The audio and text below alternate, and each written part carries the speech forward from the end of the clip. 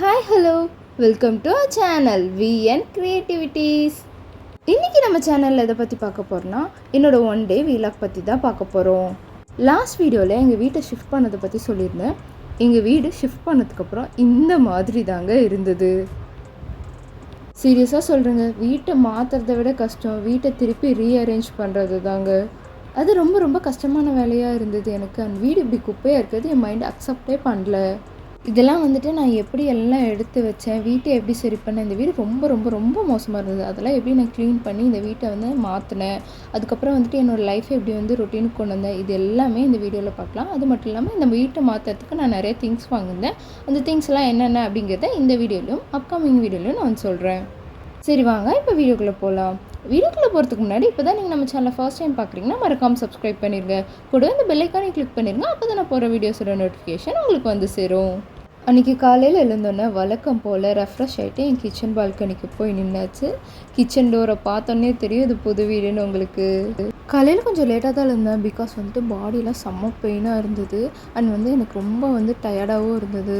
So எனக்கு rest தேவைப்பட்டனால நான் கொஞ்சம் தூங்கிட்டேன். லேட்டாக தான் இருந்தேன்.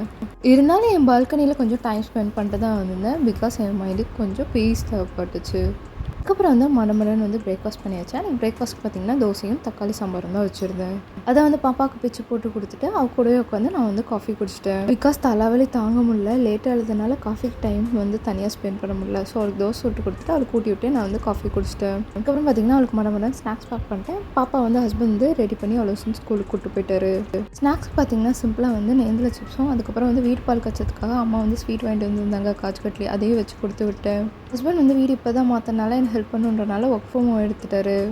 அதுக்கப்புறம் ஹஸ்பண்ட் கொண்டு போய் பாப்பா வந்து ஸ்கூலில் விட்டுட்டு வரும்போது காய்கறி வாங்கிட்டு வந்திருந்தார். அதுக்குள்ளே நான் வந்து தோசை விட்டு வச்சுட்டேன். நாங்கள் வந்து தோசையை சாப்பிட்டு அதுக்கப்புறம் வந்துட்டு இதெல்லாம் வந்துட்டு நான் வந்து பொறுமையாக எடுத்து வச்சுட்டு இருந்தேன். வீடு ஷிஃப்ட் பண்ணுறதுனால கொஞ்சம் நாளாக சரியாகவும் சமைக்கல, சரியாகவும் சாப்பிட்டதுனால நிறைய காய்கறி வாங்கி நல்லா ஹெல்த்தியாக சாப்பிடணும் அப்படின்றத நாங்கள் வந்து ஃபிக்ஸ் பண்ணிட்டோம். என்ன டைம் இருந்தாலும் இதுக்கு ஒதுக்கி நாங்கள் வந்து செஞ்சணும் அப்படின்றத நாங்கள் முடிவு பண்ணிட்டு காயில் எடுத்து வந்து ஃப்ரிட்ஜில் வச்சாச்சு. கிச்சன் டாப் ஓரளவுக்கு நைட்டே வந்து க்ளீன் பண்ணிட்டனால அது ஓரளவுக்கு இப்போ நீட்டாக இருந்ததுங்க. அதுக்கப்புறம் அந்த எண்ணெய் பாட்டிலுக்குலாம் வந்துட்டு புதுசாக பேப்பர் போட்டு அதை வந்து நீட்டாக இந்த மாதிரி பாக்ஸில் வச்சு அரேஞ்ச் பண்ணி வச்சுட்டேன். இந்த மாதிரி ஸ்வீட் பாக்ஸஸாக வந்து நம்ம தூக்கி போடாமல் இந்த மாதிரி ட்ரே மாதிரி நம்ம யூஸ் பண்ணலாம். அதே மாதிரி நான் உள்ளே வச்சுருக்கிறது வந்துட்டு பேப்பர் பிளேட் இருக்கு இல்லையா, அது இந்த பிளேட் வந்து எண்ணெயை நல்லா அப்சர்வ் பண்ணும் டிஷ்யூவோட. அண்ட் வந்துட்டு வேஸ்ட்டாக போகிறத இந்த மாதிரி யூஸ்ஃபுல்லாக நம்ம யூஸ் பண்ணிக்கலாம். அப்புறம் பார்த்திங்கன்னா ஷெல்ஃபில் அந்த கார்னர்லாம் ரொம்ப கரையாக இருந்தது. நான் இந்த ஷெல்ஃபுமே வந்து ரொம்ப மோசமாக இருந்தது. அதுக்கு வந்துட்டு வந்த அன்றைக்கே பேப்பர் போட்டேன். நிறையா இருக்கிற இடத்துல மட்டும் பாப்பரோட ஸ்டிக்கர் ஆக்டிவிட்டியில் மீதியான ஸ்டிக்கரை எடுத்து அப்படியே ஒட்டி விட்டுட்டேன். வெளியே வந்து ஹாலில் பார்த்தா என் ஹஸ்பண்ட் வந்து ஹாலே தலைகீழாக மாற்றி அதெல்லாம் வந்து ரெடி பண்ணிகிட்டு இருந்தார். நேற்று நாங்கள் வந்தோன்னா மொதல் வேலையை என்ன பண்ணோன்னு பார்த்தீங்கன்னா தேவையான திங்ஸை மட்டும் எடுத்து வச்சுட்டு மீதியெல்லாம் வந்துட்டு சின்ன பெட்ரூமில் போட்டு லாக் பண்ணிட்டேன். ஏன்னா அது என் கண்ணு முன்னாடி இருந்தால் என் மைண்ட் ரிலாக்ஸாகவே இருக்காது. இதை எடுத்து வைக்கணும், வீடு இப்படி மோசமாக கிடக்குதுன்னு எனக்கு ரொம்ப வந்து மனசுக்கு வந்து உளைச்சலாகவே இருக்கும். அதனால் நான் என்ன பண்ணிட்டேன்னா உள்ளே போட்டு ராக் பண்ணிட்டேன். அது என் கண்ணிலே படக்கூடாதுன்ட்டு. இதெல்லாம் எப்படிடா எடுத்து வைக்க போகிறோன்னு எனக்கு ரொம்பவே பயமாக இருந்தது. பட் ஹஸ்பண்ட் வந்து கொஞ்சம் ஹெல்ப் பண்ணார். அதனால் கொஞ்சம் கொஞ்சம் வந்து நாங்கள் வந்து மேனேஜ் பண்ணி எடுத்து வச்சிட்டோம். அப்போயே நான் ஃபுல்லாக நீட்டாக போட்டேனான்னு கேட்டால் இல்லை. அங்கங்கே வந்து பேப்பர் வச்சுட்டு இந்த மாதிரி பாக்ஸஸை மட்டும் எடுத்து அடுக்கி வச்சுட்டேன். இதில் இருக்க திங்ஸ் எல்லாம் எடுத்து இனிமேல் தான் நான் வந்துட்டு அதை வந்து அதை இடத்துல வைக்கணும். எல்லாத்தையும் ஒரேடியாக பண்ண முடியாது இல்லையா. இப்போதைக்கு கீழே இருக்கிறதுலாம் வந்து மேலே எடுத்து வச்சாச்சு. அதாவது பாக்ஸில் அப்படியே இருக்குது, வேணுங்கும் போது எடுத்துக்கலாம் அப்படின்ட்டு வச்சாச்சு. வேலையெல்லாம் செஞ்சு டயர்ட் ஆயிடுச்சு. அடுத்து என்ன, நம்ம ரெஃப்ரெஷ் ஆகிறதுக்கு காஃபி தான். காஃபியை போட்டு குடிச்சிட்டு என் செடியை வந்து அப்படியே பார்த்துட்டே வந்து குடித்தேன். அப்போ தான் வந்து மைண்டு கொஞ்சம் பீஸ்ஃபுல்லாக இருந்தது. இருந்தாலும் இந்த செடியில் அங்கங்கே உடஞ்சிருச்சு. அதுக்கு மனசுக்கு வந்து கஷ்டமாக தான் இருந்தது. அதுக்கப்புறம் பார்த்திங்கன்னா ஆள் வச்சு வீட்டை வந்து மாஃப் போட்டோம். எனக்கு அப்பயே வந்துட்டு திருப்தியே இல்லை. இந்த இடம்லாம் வந்து எப்படி பிடிச்சிருக்கு பாருங்கள். அவங்கள சொல்லி குத்தம் இல்லை, வீடு அந்தளவுக்கு மோசமாக இருந்தது. என்னதான் மேட் வந்து மாஃப் போட்டாலும் இந்த மாதிரி அழுக்கு இருந்தால் அது வந்து போகவே போகுது. ஸோ நான் வந்துட்டு இந்த வீட்டுக்கு வரும்போது இந்த மாதிரி ஒரு தகடு இருந்ததுங்க. இது யூஸ் ஆகாதுன்னு நினச்சி நான் வச்சுருந்தேன். ஆனால் வந்துட்டு இதுதான் இப்போ எனக்கு யூஸ் ஆகுது. இதை வச்சு நல்லா வந்து நான் அதை வந்து குத்தி குத்தி குத்தி தேய்ச்சிட்டு எவ்வளோ அழுக்கு வருது பாருங்கள். அப்படியே வந்து கருப்பாக பிடிச்சிருந்ததுங்க. வருஷ கணக்கில் மாஃப் போடாமல் இருந்தால் எப்படி இருக்கும் அந்த மாதிரி இருந்தது. இத்தனைக்கும் நாங்கள் டீப் க்ளீனுக்கு ஆள் விட்டு க்ளீன் பண்ணோம். அப்பயுமே இந்த மாதிரி இருந்தது. க்ளீன் பண்ணுறவங்க கெமிக்கல் ஊற்றி தேய்ச்சாலாம் இது வரல, சொரன்னா தான் வரும். பட் நாங்கள் அந்த மாதிரி சொரண்டியெல்லாம் எடுக்க மாட்டோம்ட்டாங்க. சரின்ட்டு நானே பண்ணிக்கிறேன் போங்கடான்னு விட்டாச்சு. அதுக்கப்புறம் இந்த மூலையில் ஏதோ ஊற்றி வருஷக்கணக்காக பிடிச்சிருந்தது போல். அதுவும் வந்துட்டு அப்படியே கரை படிஞ்சிருந்தது.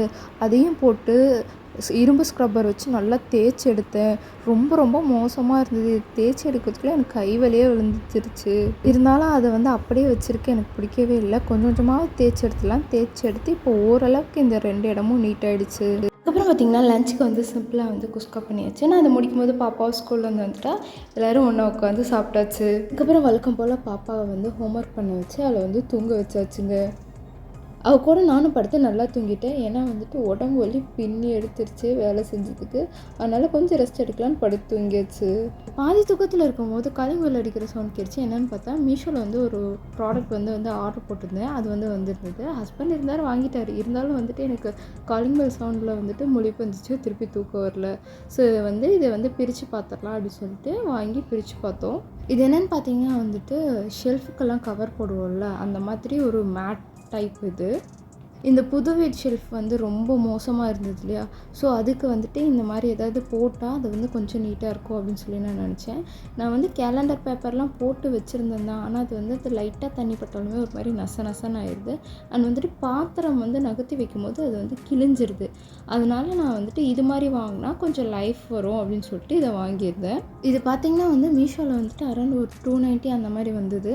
இது வந்து மற்ற ஆப், அதாவது மற்ற ஷாப்பிங் ஆப்லலாம் வந்துட்டு 400, 500, 600, 700 கூட இருந்ததுங்க. இது 5 மீட்டர் 290 அப்படின்றது எனக்கு இதில் பரவாயில்லையாக இருந்தது. சரி குவாலிட்டி எப்படி இருக்கோ தெரில, வாங்கி பார்த்துட்டு நல்லாலாம் ரிட்டர்ன் பண்ணிடலாம் அப்படின்னு சொல்லி தான் நான் வாங்கியிருந்தேன். வாங்கி பார்த்தேன் செமையாக இருந்தது குவாலிட்டி. சரி இதுவே நம்ம வச்சுக்கலாம், ரிட்டன் போட வேண்டாம் அப்படின்னு சொல்லிட்டு இதை வச்சாச்சு. இதை வந்து விரிச்சும் பார்த்துட்டேன். நல்லா வந்து திக்காக இருக்குது, குவாலிட்டியும் நல்லாயிருக்கு. இந்த ப்ரைஸ்க்கு வந்து நல்லா ஒர்த்தாக இருக்குது. லைட்டாக இதுலேருந்து அந்த ரப்பர் ஸ்மெல் மாதிரி மட்டும் வந்தது. நீங்கள் வந்து போடும்போது தொடச்சிட்டு போட்டிங்கன்னா அதுவும் வராதுன்னு நினைக்கிறேன். சரி எப்படியும் இப்போ நம்ம அதை வந்து போட முடியாது, நம்ம உடம்பு கண்டிப்பாக அது ஒத்துழைக்காது அப்படின்ட்டு அதை கொண்டு போய் உள்ளே வச்சுட்டு ஈவினிங் வந்து டீயை போட்டு குடிச்சாச்சு. ஏகப்பட்ட வேலை இருக்குங்க. இந்த வலையெல்லாம் அங்கங்கே இதாக இருக்குது, அதெல்லாம் சரி பண்ணணும். இந்த செடியெல்லாம் நீட்டாக வைக்கணும். சைடில் மாட்டியிருக்குள்ள ஸ்டாண்டு அதெல்லாம் எடுத்து அடித்து மாட்டணும். இதெல்லாம் பார்க்கும்போதே எனக்கு தலை சுற்றுது. சரி அங்கே இருந்தால் தான் இந்த மாதிரிலாம் யோசனை வருதுன்னு இந்த சைட் பால்கனிக்கு வந்து புதுசாக வந்து ரோஸ் வந்து பூத்துருந்தது. அதை வீடியோ எடுத்துகிட்டு கொஞ்சம் நேரம் அங்கேயே இருந்தேன்.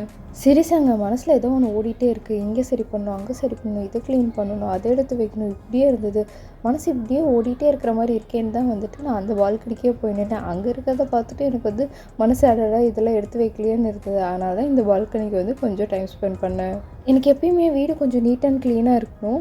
இப்போ வந்து வீடு ரொம்ப கசகசன்னு இருக்கிறது என் மனசு வந்து அக்செப்டே பண்ணிக்க மாட்டேங்குது. இதிலேருந்து தப்பிக்க நான் என்ன பண்ணேன்னா, நான் ஏற்கனவே அங்கேருந்து இங்கே வரும்போதே வந்துட்டு சில இதெல்லாம் வந்துட்டு பாக்ஸில் போட்டு வந்து உள்ளே வச்சுட்டேன். அண்ட் அந்த பாக்ஸ் மேலெல்லாம் எதில் என்னென்ன இருக்குது அப்படின்றத நான் வந்து எழுதி வச்சுட்டேன். இப்போ இந்த பாக்ஸ்லாம் எடுத்து அப்படியே ஷெல்ஃபில் வச்சாச்சு. அது வந்து பார்க்கவும் கொஞ்சம் நீட்டாக இருந்தது, ரொம்ப கசகசன்னு இல்லாமல். அண்ட் நமக்கு தேவைப்படும் போது அது மேலே நேம் எழுதி வச்சுருக்கனால ஈஸியாக நம்ம வந்து தேடி எடுத்துடலாம். அதே போல் ட்ரெஸ்ஸெல்லாம் என்ன பண்ணேன்னா ட்ராவல் பேக், அதுக்கப்புறம் நிறைய கட்டப்பை இதுக்குள்ளே போட்டு எடுத்து வச்சிட்டேன். நான் வந்துட்டு இப்படி எடுத்து வச்சுருந்தனால திருப்பி கொண்டு வந்து வீட்டில் வைக்கும்போது அது பார்க்க நீட்டாகவே இருந்தது. அண்ட் அது பெருசாக அழுக்கோ ஆகாமல் இருந்தது. அதனால் ஈஸியாக வந்து அதை எடுத்து பீரோவில் வச்சாச்சு. அதுலேயும் நான் வந்து எல்லாத்தையும் ஒரே இதில் போட்டு குவிச்சு வைக்காமல் வெளியே யூஸ் பண்ணுறதுலாம் தனியாக ஒரு பேக்கில், வீட்டு யூஸ் பண்ணுறது தனியாக ஒரு பேக்கில், யூனிஃபார்ம் இந்த மாதிரி முக்கியமான திங்ஸ்லாம் ஒரு பேக்லன்னு போட்டு வச்சுருந்தேன். அதனால் அடுத்த நாள் பாப்பாவை ஸ்கூலுக்கு அனுப்பும்போது எனக்கு ஈஸியாக இருந்தது. அதுக்கப்புறம் இந்த ஒரு ப்ராடக்ட் வந்து நாங்கள் அமேசானில் வந்து ஆர்டர் போட்டிருந்தோம். இது என்னென்னு பார்த்தீங்கன்னா, இந்த மாதிரி செடி கடியில் வந்துட்டு வைக்கிற ஸ்டாண்ட். செடியை வந்து அப்படியே நம்ம வைக்கும்போது கீழே நல்லா வந்து மண்ணெல்லாம் வந்து அடியில் பூந்தது. அதனால் வந்து ரொம்ப கரையாதுன்னு சொல்லிட்டு இந்த ப்ராடக்ட் வாங்கி இதில் வந்து வச்சு செடி வைக்கலாம் அப்படின்னு சொல்லி வாங்கியிருந்தோம். நான் வந்து காலையிலேருந்து எல்லா வேலையும் செஞ்சு ரொம்ப டயர்டாக இருந்தனால என் ஹஸ்பண்ட் வந்துட்டு சரி நான் க்ளீன் பண்ணி வைக்கிறேன் அப்படின்னு சொல்லிட்டு அவர் வந்துட்டு அந்த பிளேட்ஸில் இருக்க மண்ணெல்லாம் ஃபஸ்ட்டு தனியாக எடுத்து க்ளீன் பண்ணிட்டு அதுக்கப்புறம் வந்து இந்த ஸ்டாண்டை வச்சு அதுக்கு மேலே வந்து செடி வச்சிடலாம் அப்படின்னு சொல்லிட்டு அவர் க்ளீன் பண்ணிகிட்டு இருந்தார். இது வந்து ஒரு 8 ஸ்டாண்ட் கிட்டத்தட்ட வந்துட்டு 600 ருபீஸ் வந்தது. அதாவது 500 சம்திங் அந்த மாதிரி இருந்தது. நல்லா ஸ்ட்ராங்காக இருக்குது. எவ்வளோ வெயிட் வச்சாலும் நல்லாவே தாங்குது. கழுவி இந்த மாதிரி காய வச்சுட்டு நாளைக்கு வந்து செடி வச்சுக்கலாம் அப்படின்னு சொல்லி வச்சுட்டு வந்தாச்சு. பார்த்திங்கன்னா நைட்டுக்கு வந்துட்டு பார்த்திங்கன்னா சேமியா கிச்சடி தான் பண்ணியிருந்தேன். நிறைய வெஜிடபிள்ஸ் போட்டு பண்ணியிருந்தேன். ஏன்னா காலையிலேருந்து எந்த வெஜிடபிள்ஸுமே எடுத்துக்கல இல்லையா, நாங்கள் சரி கொஞ்சமாவது வெஜிடபிள்ஸ் உள்ளே போகட்டும் அப்படின்ட்டு சேமியா கிச்சடி செஞ்சிருந்தேன். ஆனால் என் பொண்ணு வெறும் சேமியா மட்டும் எடுத்து சாப்பிட்டு கிளம்பிட்டா. எப்படி செய்யுது அப்படின்றத நம்ம சேனலில் ஆல்ரெடி வீடியோவை போட்டுருக்கோம். உங்களுக்கு வேணா லிங்க் டிஸ்கிரிப்ஷனில் போகிறேன், செக் பண்ணி பாருங்க. எனக்கு இந்த நாள் எப்படி தான் போச்சு, உங்களுக்கு எப்படி போச்சு அப்படின்றத கமெண்ட்டில் சொல்லுங்கள். இந்த வீடியோ பிடிச்சதுன்னா லைக் பண்ணுங்கள், ஷேர் பண்ணுங்கள், கமெண்ட் பண்ணுங்கள். அண்ட் மறக்காம சப்ஸ்கிரைப் பண்ணிடுங்க. தேங்க்யூ ஃபார் வாட்சிங். பை.